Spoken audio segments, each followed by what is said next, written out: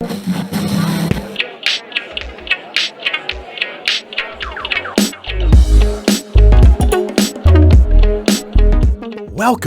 to Backseat Confessions Podcast. Slide into the backseat as we listen to mostly anonymous strangers tell us stories from their lives. I'm a rideshare driver in Atlanta, and the people getting in my car have absolutely no idea I'm going to ask them to share. My commitment to you is to tell at least a snippet of virtually every story recorded in my car in the order they were told to me. My hope is that you laugh, cringe, cry, but mostly connect to these amazing people. You may find a piece of your own story, or just feel more connected to the rest of us. Join us, won't you? So, hey, my new friend. This is an adult podcast. Themes and languages are definitely not suitable for everyone. Listener discretion is advised.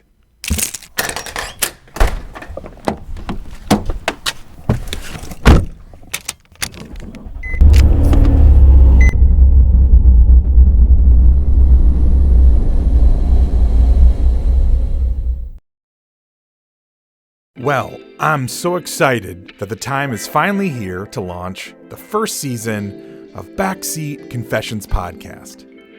So with no further fanfare, let's do this.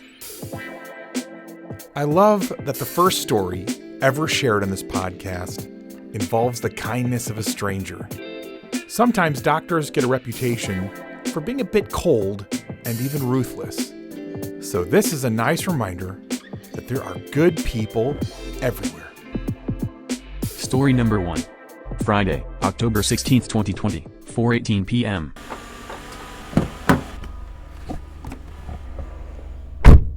So, a couple years ago, I had fallen down and broke my wrist, my left wrist, and I ended up getting a cast on shortly thereafter when the owner of my restaurant ended up giving me money for the cast because I didn't have the money. Right. While a couple months had gone by, the whole summer was kind of ruined. I'd already had a lot going on my plate because one of my twin sisters was in jail for 10 months. And you tell me you're a triplet, by the way. I am, How crazy is that? So this is just one of my identical twins, and then I have a fraternal. Oh, wow. So, that bond right there was already, it was so hard to even just kind of get by because she was just, in jail, and wow. Then I had broken my wrist, and she was the nurse in the family, got this cast on that my boss had given me the money. Worked about 3 months with this cast on, full time, just learning how to balance and getting my boyfriend to braid my hair and just pretty much showering me. Oh my God, yeah. Yeah, I mean, you don't think that you need it. It's right. my left wrist. Yeah. But and what did you do for a living? I'm working at a restaurant in Atlanta, Nice. and called. Yeah. And so the day before I got my cast off, I had one of my regulars give me his business card and said, "Listen, if your wrist isn't healed, I'd love to see you for an appointment. It's something new that I'm starting. I think you should be the first candidate ever." Whoa. So as I am going to get my wrist cast off, I find out that, my wrist is still broken. Ooh. So all that time, whoa, and it's broken. Ugh. So I'm thinking, I don't have health insurance. I don't know what to do. You know what? Why don't I just call this doctor? Yeah. Go to the doctor's office, Dr. Houston Payne from Hand, Shoulder, and Elbow of Atlanta, and walk into the office kind of screaming, I don't have money, I don't know what to do, and realize that he'd actually picked me as the first candidate to do this project called Hand to Hand Project, whereas he would give me a free surgery. Whoa. With everything included. Whoa. And it took, it was going to be about 3.5, 4 more months till the surgery date. So it was either go ahead and try to get this surgery done now, or wait that 3.5-4 months, which I did.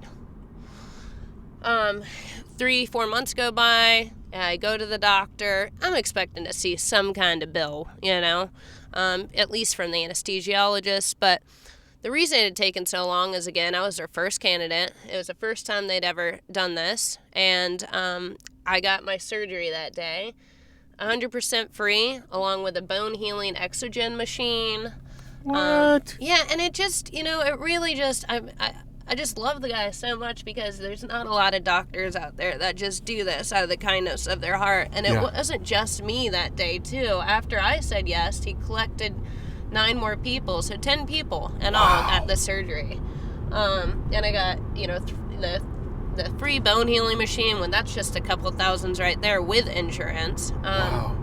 And so now I try to volunteer every year, and not even if it's directing traffic, Right. just at the stations. But now it's like around the U.S., and I'm part of the video. And oh my God! And I'm pretty sure it's just because he could always hear me coming in to the doctors, because I would just be crying down the hallways, just so thankful for him. Yeah.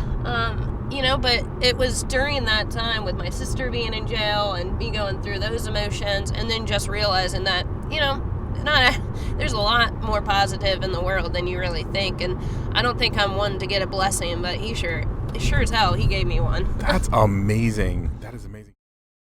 You can barely hear it in the audio, but there is a point towards the end where this young lady started to just get choked up with gratitude for this kind doctor who rescued her from feeling pretty overwhelmed and hopeless.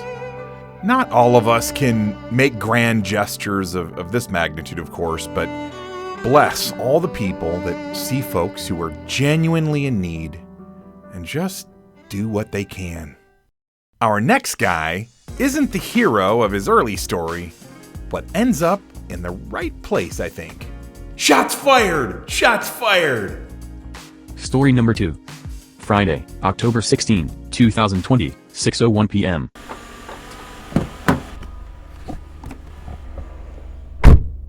My early life childhood. Yeah. I went down the wrong path, It was a whole lot, I ain't gonna disrespect my mom. Most dudes be like, oh, I had us rough growing up. I ain't had this and that and that and that. Everybody go through their little struggles in life. But, my whole thing was my mom and my pops provided everything I needed. I more so got into the street life because I wanted the stuff that I wanted. As far as I'm saying my friends, my homies and stuff. Yep. They getting new shoes, new clothes almost every week. Right. And I'm having to wait on my mom and my dad, once they finish their bills and all the other stuff, then, if they can, hey, I get it. But, I just got tired of waiting around for them, and I'm, linked with my buddies, and I got into the street life for selling drugs, robberies, breaking in cars, breaking in houses. You were a regular thug. I ain't gonna, not at first, cause right. we could pull up the grades, and I'll show you I made A's and B's. You were a smart, educated thug. So I love it. I ain't gonna say it first. It was just I got intrigued. I was curious about how they were getting their stuff in. Oh, My friend turned me on. Boom. From there, it just went left because I'm out there every day. I done started missing school now. The grades failing, and then came across a path where it was like, hey, me and a buddy of mine got to arguing over some money. Cause it was a drug transaction. Yep. And he knew the dude was my play. Yep. And he was coming to buy his own. If you know what the zone is, that's Yep. That's your territory. Yeah. So, boom, he come through and he serving. I'm like, hey, hold up, time out. Here go the dope right here. Let me get my money, cause I really needed it. So it was like nah, dope sold, money fold, yada yada yada. So we going back and forth over the little incident. And I let him go to his car. And when he came back from his car, I ain't know he was pump faking, cause he had a hand behind the back. So, boom. So, I emptied the whole clip. I hit him like 5 times. Damn. And, boom. So, from there, I just took everything. That's how, it was at 15. Wow. So, I ended up going to juvenile. From juvenile, I went to, they charged me as an adult, so I had to sit there till I turned 17. from 17, you know, I stayed in prison to 23. Wow. But now you've been at the same job for 7 years. 8. 8 years. 8. Productive member of society, doing well for yourself, and you're actually looking at another job that will be a promotion, more money. So you totally, you didn't let that early childhood stuff pull you down. It really was a learning experience. I'm saying, don't get me wrong. I ain't saying everybody need to experience it, but you know, you gotta go through some hardship in life to wake up. Yep. And you know, that was just my wake up call as far as hey, you want to continue doing this, going to prison, or do you want to just, you know? I prefer to be out here with the females. I am so with you. By the way, was there a moment in prison or after that you made that switch of man, I want to be out here with the ladies. I don't want to be inside with a bunch of smelly dudes. I'm going to say when I had my first child. When I had my first child, it was okay, hold being up. a dad. Because even when I got out, I had done started back, you know, dealing a little bit, but I was still working at the same time. But it was just when I had my first child, it was hold up, wait. Yep. You know, it ain't like I'm hurting because I'm making good money, you feel me? And then just I was just doing that because that's I ain't gonna say first nature, but that was first nature. Yes, yeah. You know, that's what I knew. Exactly. So, you know, you're gonna go back to what you know. That's right, yeah. And that's what I did, but I also kept my job because when I was in the halfway house, they had gave me a job, and I kept it when I got out. But it was I know I can go do this and make damn near half my paycheck real quick. Yep. Or I could continue doing this and, you know, make ends meet. And that's what I was doing at first. But then when I had my first little girl, it was just this ain't it no more. Let me just call it a quits on this and just, you know, continue to work. And that's what I did. I love it. I'm really proud of you. There's nothing better than being a good dad, man. It's like one of the most rewarding things that you can ever do in life. True that. Right? Them facts, though. Facts. Yeah. Well, those are some good reasons to stay out of jail. Namely the ladies, of course, and being a dad. I'm always a sucker for a turnaround story, and going from a guy who emptied his gun into another dude to a stand-up guy that loves his kiddos and is a productive member of society, that's pretty great. This next story could be titled, Stupid Things Drunk Dudes Do on College Spring Break. I've always wondered what fire extinguisher powder tastes like. Story number 3. Saturday, October 17, 2020, 1:36 a.m.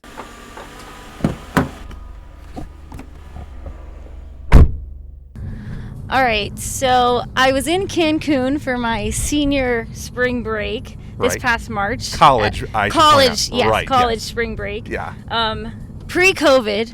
The first week of March, so right at the end of normalcy, and we were at a club in Cancun. It was kind of crazy. It was about 4 a.m, and some idiot kid grabbed the fire extinguisher off of the wall and decided to spray it all of our faces, all over the place. Oh my gosh. I thought I got poisoned. I'm not kidding, because it was smoke everywhere.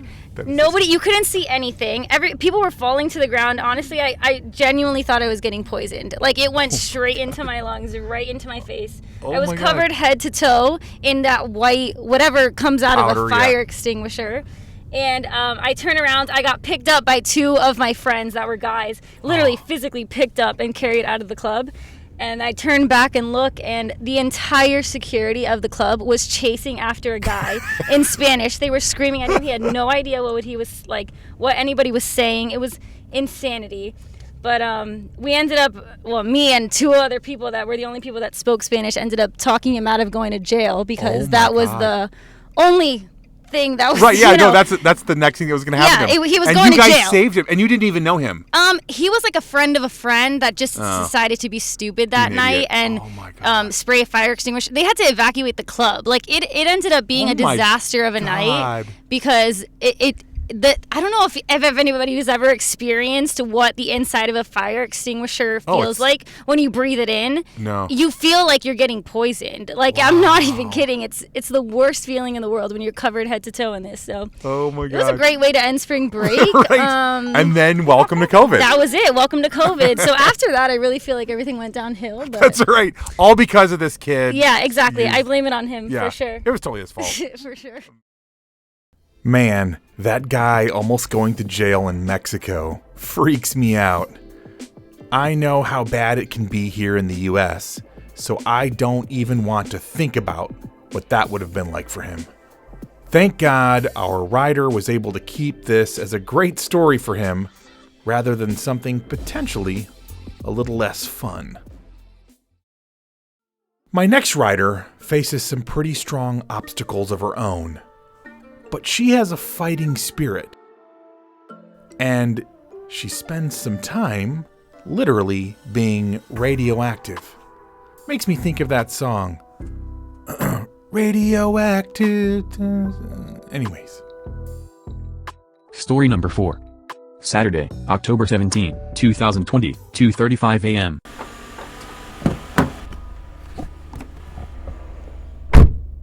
So I'm a 28-year-old single female in Atlanta, Yeah.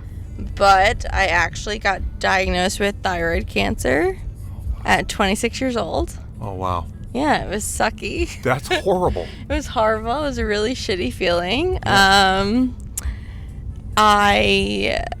had a nodule in my neck when I was 24. Wow. Okay. I knew for about 2 years that I had a nodule in my neck, and no one said anything. And then I went to my OBGYN for my yearly checkup, which is why I'm so prominent about get your yearly checkup. And Yeah. she said to me, she's like, you have a very prominent nodule in your neck. Like, you should get this biopsied. Yeah. And here I am. I'm like, oh, okay. If you said so, sure, that's a problem. Yeah. I should probably do that. And I went for about 3 or I think it was like 4 biopsies done. Yeah. And each time they said it was kind of normal. Normal yeah. being the key word, kind of. And then finally my last one, it was abnormal. And they said my cells were completely abnormal and they think that I should remove it. Wow. So I was 26. Wow. And my doctor said we need to have a surgery for it to get a partial thyroidectomy done. And I went in for the partial thyroidectomy. And she called me 4 days later and told me it was covered in cancer. Whoa. Yeah, Oh it was. my gosh. It was a very shocking feling, to hear the word cancer. Especially at 26. At 26. I was what? 26, and I hadn't, here's the thing, too, at no point did anyone tell me that my nodule would be cancerous. Everyone said, oh, it's fine. No big deal. It's fine. Yeah. So to hear it was cancerous, it was covered in cancer. It was just, God. a mind-blowing thing. Yeah. At 26. And my surgeon called me and she's like, I need to bring you in immediately to get it removed. You have cancer in your body. That's Wow. it. You need to get it removed. Yeah. And here I am. I'm like, okay. Sure. Let's do it immediately. Let's do it next. And it was 4 days later. I was on an open wound, which I had a partial thyroidectomy. Okay. And then it was my next surgery, which was about 8 days later. Yeah. On an open wound. Oh, gosh, girl. So it hurt a lot. It was really, really painful. And they removed the cancer, and they removed a few lymph nodes that had cancer in it. Wow. And then I had to get radiation treatment about 3 months later. Wow. And the radiation was not fun. No. So my radiation was actually called radioiodine, Okay. which is internally radiation. Got it. Okay. So instead of radiation typically is external, so you get it externally on your skin and you get a rash, but when you get thyroid cancer, it's internal radiation, so you get radioactive internally.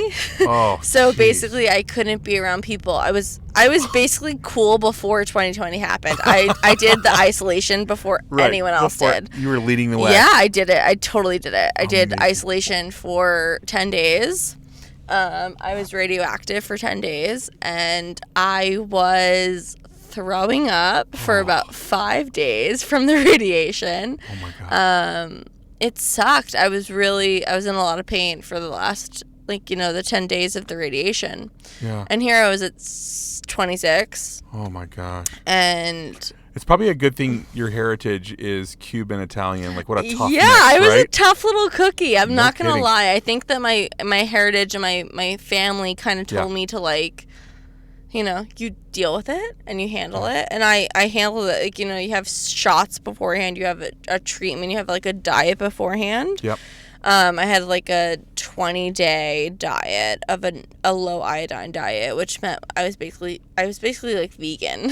Wow. And here I am like Italian Cuban. I was like, Right. I love meat. I love cheese. I and love people are pasta. like, you can't do that. Like you have to have like a vegan diet. So I did that for about 25 days. Yeah. And then I had shots for about a week before my actual radiation treatment. Yeah. And I had to be alone because I was radioactive. So Right. anyone who was around me was susceptible to being radioactive. It's crazy. Yeah, it was really crazy. Like my family couldn't be around me. My friends couldn't be around me. Like I was in danger of putting them in danger. Ugh. So that was crazy to think about. Like here I am at 26. I have cancer. And someone's like, oh, by the way, if you have anyone near you, like, you're going to get them sick. And I was like, So cool. You were literally forced to be alone. Yeah, I was forced to be alone for 10 days. And it sucked. Like, I'm not going to lie. Yeah, It that's really horrible. did suck. Like, for the first 4 days, I was vomiting for probably from like 10 a.m. to like 1 p.m. I was vomiting every single day. Wow. And that's kind of normal for thyroid cancer patients. Like if you have radiation treatment, like you get very nauseous. So I was vomiting for about 6 days. Yeah. And then I finally felt kind of normal after the 6th day. And I was like, okay, I'm going to do a puzzle. And I did a puzzle in my apartment. And I just remember thinking, like, I just want cheese. I just want cake. Like, I Yes. just want fucking cookies. Yes. And my mom, the saint that she is, she was like, I'm going to fucking send you a care package. Like, you're off your treatment. Like, you can do this. So Yeah. I just, like, stuffed my face with, like, chocolate chip cookies and, like, Good for cheesecake. Like, New York mozzarella and all this stuff. Mozzarella. Yeah. So, and- but you look like you're doing so good now. So, like, but I don't Yeah. want to assume. But, like, Yeah. okay. So, are you doing well now? I am. I am Okay. about a year clear now Okay. of cancer. Okay. So I still am dealing with. I love that she's a fighter and grateful that the cancer was found and removed so she could go on with her life. I hope she's able to live a long and healthy life. The next story has stayed with me in a way that honestly few have. This man's powerful tale of loss just resonates so deeply with me. Story number 5. Saturday, October 17, 2020, 10:48 p.m.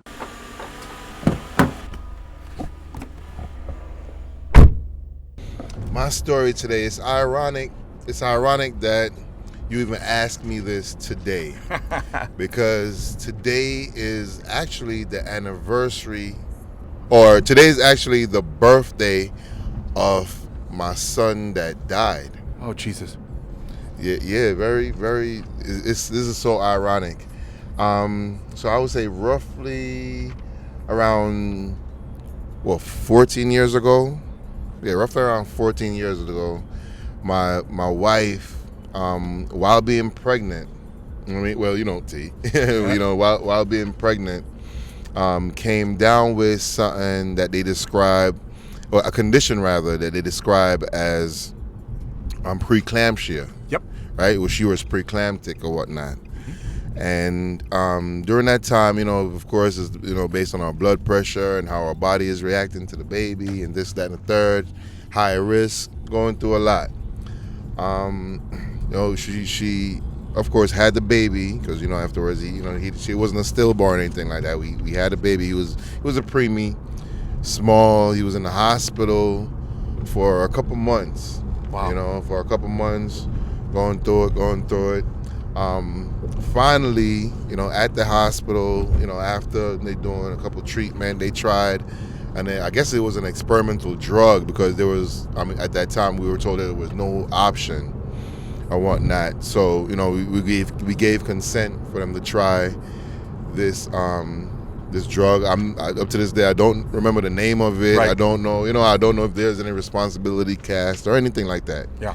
I just know that this situation served as, for good and bad, purposes in my life, because it helps. It helps. It hurts, but it helps. Yeah. What happened was the scary moment. The scary moment out of this was right before that. Was actually the moment when he actually died in my wife's arms.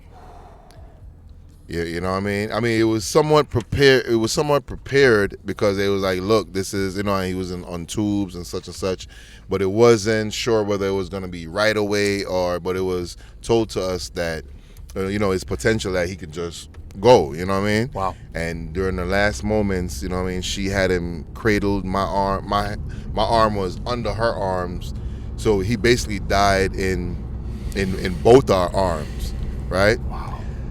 The reason why I said there's positive in this is because, when we were going to the hospital, during our visits, every day we would visit, you know what I mean? Like, unless something, of course, but I know my wife definitely was there every day, Yeah. you know what I mean? And every day when we would visit, there were times when the nurses and even the doctor, because, they got him on they're reading the scan, the charts and everything, and on the machines and all of that. So based on the machines, they can tell basically if you may be going through pain at the moment, right? Because of your heart rate, you know what I mean? The reaction from not the EKG or whatever, you know what I mean? All the vital signs. Through the vital signs, they could make an assumption that you're going through pain. Yeah. But when we went to visit, his name was Jasiri. Yeah. What does that mean? Jasiri means fearless. His name is actually because not all, my three sons, Jasiri, Karu, and Tamir, they're all hyphenated with Malik. So it's all, and it's like African Arabic, so it's read backwards. So it's like king. Malik means king, and Jasiri means fearless. So it's like king that should be fearless. Oh, that's amazing. Because even when he was born, I didn't have his name chosen as yet. Yeah. I basically named my children off the characteristics that I see. Wow. And despite what he was going through, I figured, that's the name I found that was fitting. Wow. For him. You know what I'm saying? Even my son Karu, his name means king that shall be benevolent. And he truly is that. You know what I mean? So I actually believe that, based on going off the tangent of the name, I actually believe that that's how important your name is. I believe that because that's something somebody's calling you every single day. You know what I'm saying? That. So those characteristics will show. But upon visiting Jasiri, Jasiri Malik, there were times where the nurses would express that, they could tell that he was in pain, but when we went to visit and we were right over, say, even the incubator, you know what I'm saying? They would say, wow, it's amazing that he would smile. When, and I would say, it's when his mom came to visit, you know what I'm saying, and whatnot, that he would smile, and they would be surprised because they would look at the charts and they would say, based on the charts or the machines, like, he should be in pain right now. Yeah. You see what I'm saying? Yes. So I always remember that because it's almost like he came to serve an example of what you should be while going through trials sometimes. Ooh. You see what I'm saying? When he actually died, it was unbelievable. You know what I'm saying? It was unbelievable. Whereas when it's almost like whenever I close my eyes, I would see a lot of wrongdoing that I either ensued or was a part of. Yes, sir. You see what I'm saying? Mm-hmm. And it was as in that moment, it was as if something went in me and was just pulling basically like my organs out of me. I don't know how to describe it. I just remember like rolling on the wall and hearing the nurses say like, no, don't worry about mom, like get dad. You know what I'm saying? Yeah. You know what I'm saying? Because it's like you know what I'm saying? It's like I couldn't really fathom that I would be going through that. Wow. But as the years pass and I remember him smiling through trials sometimes, it helps me through trials sometimes. You know what I'm saying? And it gives me a greater appreciation for the children. Since then, the doctor said that the chances of it happening again were very likely. Oh, wow. But we've had 2 children, a boy and a girl, since then. Very healthy, very beautiful children. Oh, beautiful. And you know what I'm saying? Yeah. And it made me even more appreciative of even my wife. Wow. Because as a man, I can't imagine Nope. pushing out a life for that life to be passed on in my arms. Wow. You see what I'm saying? And Yeah. half of even the mental turmoil initially for me is wondering how that would feel. Yeah. You see what I'm saying? And Yeah. I think part of me feeling like something is pulling is me trying to empathize with what I would think how she feels. That's amazing. So, you know what I'm saying? Yeah. I appreciate this moment to even be able to express this today because, you know what I'm saying? It like I said, it's hurt, Yeah. but a lot of it brings, brings a greater appreciation for life. Absolutely. And I think what an amazing way to honor Jasiri Malik in saying, hey, this little man changed you for the better in his short little life. That's kind of incredible. Word. Wow. Thank you so much for your story, my man. That's incredible. No doubt. I appreciate you for giving me the moment to let it, you know what I mean? Absolutely. To let that light shine. That's an honor.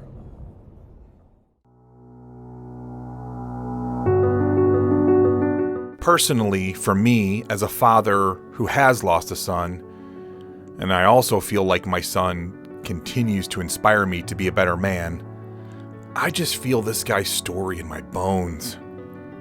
Crazy to think how his boy's short little life would have such a lasting ripple effect. I wonder if we could all learn from Jasiri Malik to be a little more brave. Maybe we also can learn how our life, no matter how small we may think we are, how our life can change and inspire those around us.